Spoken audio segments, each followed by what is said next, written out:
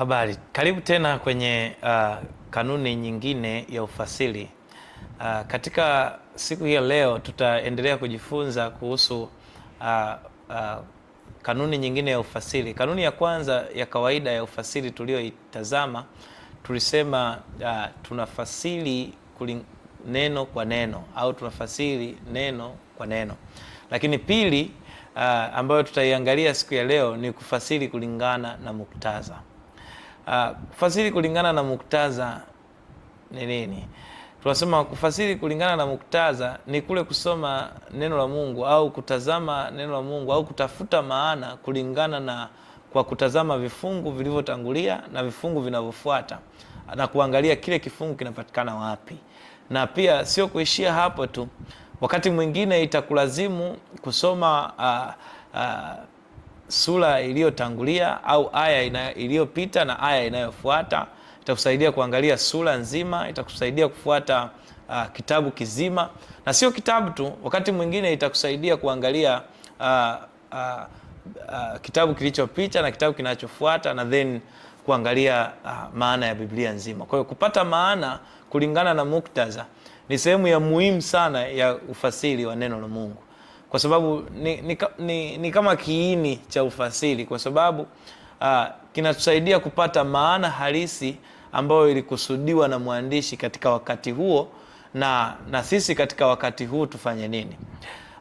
Unapofasiri kulingana na muktadha, kuna mambo ya msingi au kuna mambo manne ya msingi ambayo unataka kuzingatia.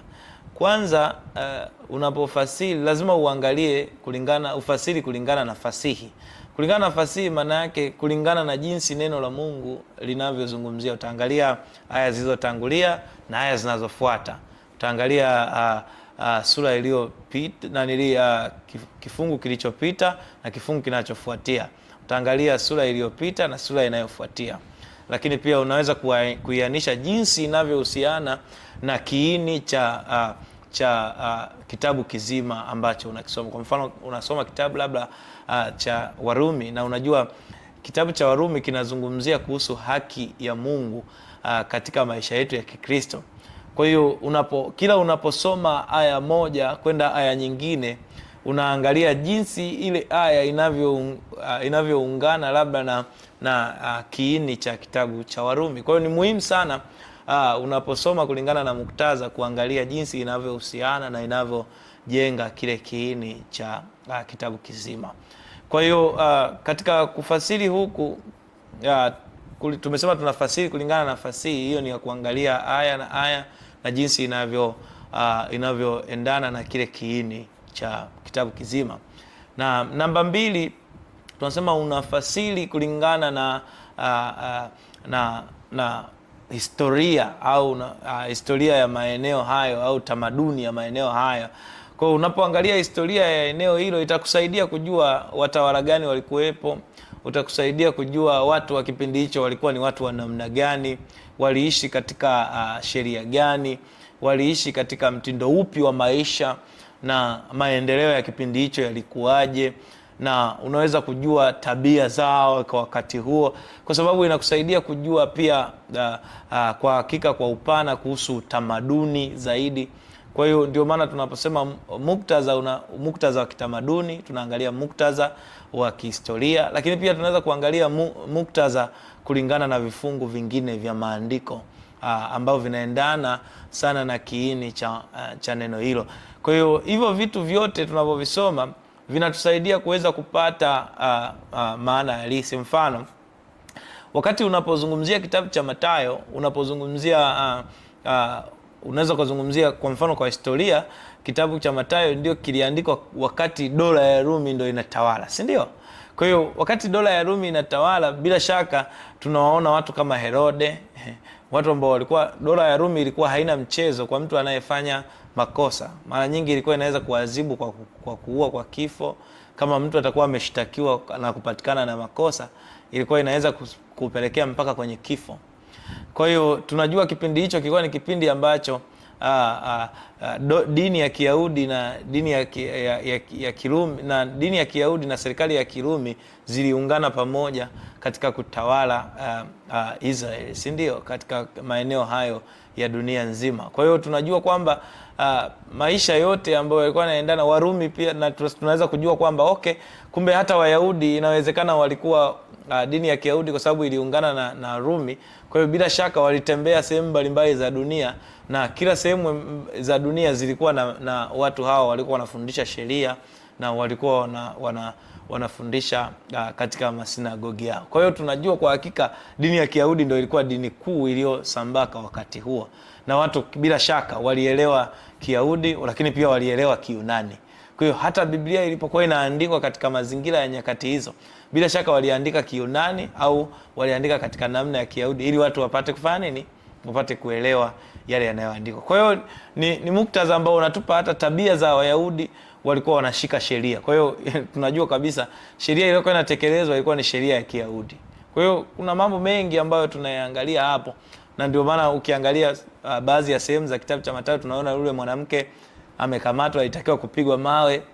Yesu anawauliza kwa nini, nani katikati yenu ambaye hajawahi kufanya dhambi aweze kumpiga mwanamke huyu jiwe? Ikaonekana wale watu kwa sababu ya kanuni ya kisheria walipojitazama mioyoni mwao wakagundua kwamba hata sisi wenyewe hatujatekeleza sheria yote. Kwa hiyo wakaamua kuacha na kurudi. Kwa hiyo unaposoma mazingira yanakusaidia kujua jinsi ambavyo watu walikuwa wanaamini, watu wanaishi. Kumbuka utamaduni ni kile ni jumla ya mambo yote ambayo watu wanayaamini, wanayatenda, wanaishi kila siku, wanayasema, wanayatekeleza, au yanaamua mtindo wao wa kisheria, yanaamua mtindo wao wa kuamua mambo na jinsi ambavyo wanaishi kila siku ya maisha yao.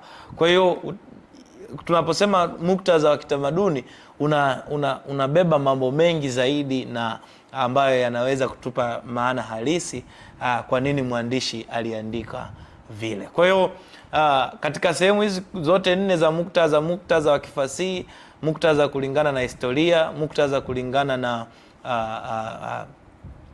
na utamaduni. Historia pia tunaweza kujua hadi mwaka kitabu kiliandikwa na huo mwaka ulikuwa na matukio gani. Kwa hiyo inatusaidia pia kuweza kufanya ufasiri wa neno la Mungu vizuri. Kwa hiyo pia tunaweza kuangalia kufasiri kulingana na nini na maandiko mengine ambayo yanaendana na neno hilo. Kwa hiyo ndugu zangu, tunaposoma kwenye muktadha ni sehemu ya muhimu sana, na ukikosea muktadha kwa kweli unaweza hilo neno unakuwa hujalifasiri kabisa, na unaweza kutunga maana nyingine tofauti ambayo haiendani na jinsi vile mwandishi wa awali alikusudia. Kwa hiyo unaweza kuangalia kuna vitu vya muhimu vinaweza kusaidia wakati unatafuta muktadha. Kwa mfano miundo, jinsi kuangalia muundo, maana yake tunaangalia jinsi ambavyo kitabu chenyewe kimepangiliwa na jinsi ambayo hicho kifungu cha maandiko unachokisoma kimepangiliwa. Na mara nyingi sana unaposoma lazima uangalie iliandikwa katika mtindo gani. Kama ni mwandishi ni Myahudi, ujue kuna vitu kama kusoma tunasema kaizim, kuweka kiini katikati ya kitabu. Unaona vitu kama hivyo, kama huwezi kuvielewa inaweza kawa changamoto baadaye wakati unafanya ufasiri. Wakati mwingine wanatumia mtindo ambao anapoanza ndipo anapomalizia. Kwa hiyo ni muhimu sana kujua, kwa mfano unapofasiri muktadha kulingana na neno la Mungu, tunajua kwamba yapo maneno kwenye Agano la Kale yamenukuliwa kwenye Agano Jipya na kufafanuliwa. Kwa hiyo ni muhimu sana kuzingatia mambo kama hayo ambayo yanaweza kukusaidia kuweza kupata maana halisi. Kwa hiyo ndugu zanguni wapendwa, ukweli wa neno la Mungu ni wa muhimu sana, na unapoacha kuangalia muktadha kwenye kifungu chako cha maandiko, unaacha maana iliyokusudiwa na mwandishi ya awali.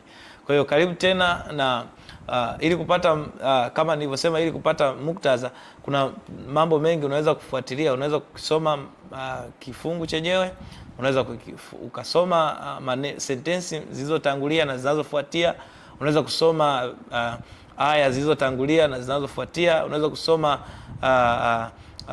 vifungu vya maandiko vilivyotangulia na vinavyofuata, sura nzima ili kupata maana halisi, lakini pia unaweza kuangalia sura iliyotangulia na sura inayofuatia.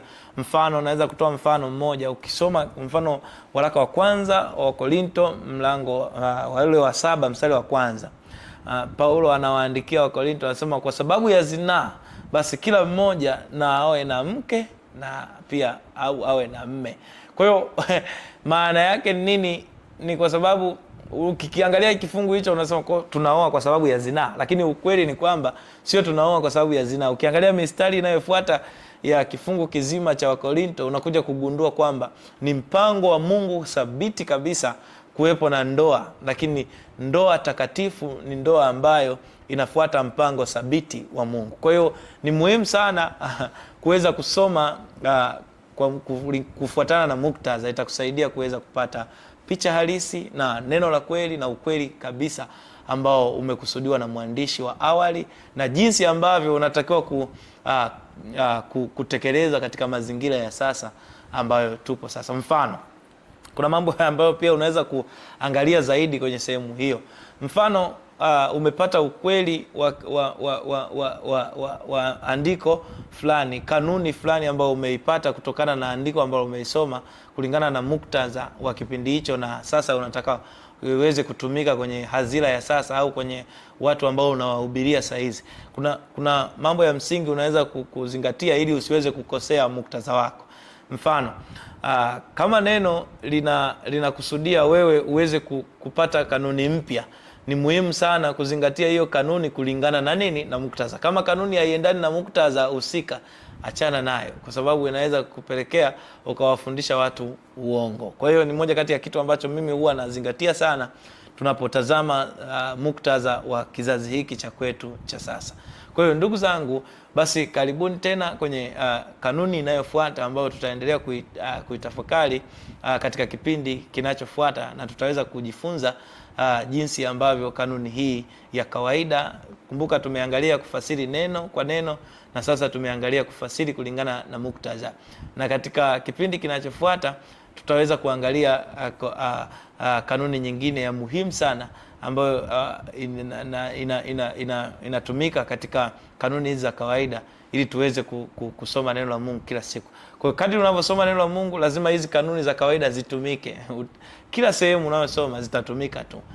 Muktadha ni wa muhimu, kusoma neno, kufasiri kulingana na neno ni muhimu, kwa sababu tutakutana na maneno ambayo yanahitaji fasiri ya neno jingine. Tutasoma vifungu vingine vinataka tuelewe muktadha kwanza ili tuweze kuvifasiri. Kwa hiyo karibu kwa kanuni inayofuata, na endelea kutufuatilia kupitia 100 Publishing kwenye kurasa zetu za Instagram, Facebook pamoja na TikTok. Asante.